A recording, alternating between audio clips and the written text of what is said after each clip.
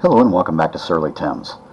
Now, this episode I'm going to be reviewing The Howling from 1981. Tormented following an attack from a serial killer, newswoman Karen White is encouraged to spend a little time at a mountain resort to heal. But when the other inhabitants begin to resemble something closer to cult members, her suppressed memories begin to take shape as a connection is made between her attacker and the compound. And as this was my first time watching the movie, I found myself mesmerized by all the B-movie Easter eggs. Apparently, Joe Dante wanted to share his love of low-budget films by casting a lot of their stars. Now, of course, Dee Wallace starred in the film. That was Karen White. The films that I remember her from were The Hills Have Eyes, Cujo, and E.T.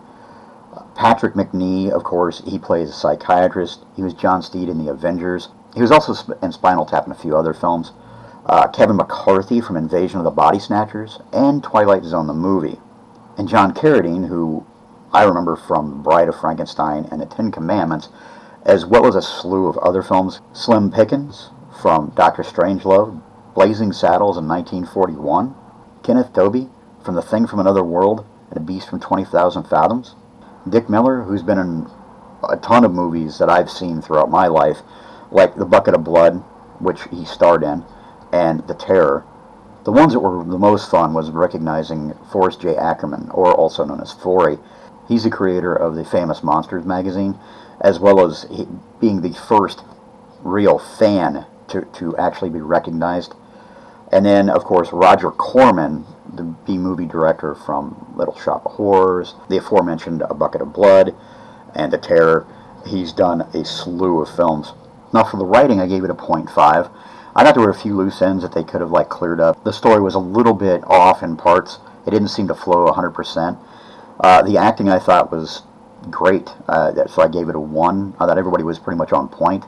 Directing, I thought it was fantastic. I thought Dante did a really good job. Now for production, I gave it a 0.5. I thought a lot of the creature effects were good, but they could have been a lot better. Some of them were almost clumsy and didn't really look too well done. So I think it could have done a little bit better. And for my opinion of it, I gave it a 1. So it was really good film. So the film earned a 4 from me. Now I've gotten a lot of crap for not watching this movie before, but to be quite honest, I'm kind of glad that I never did.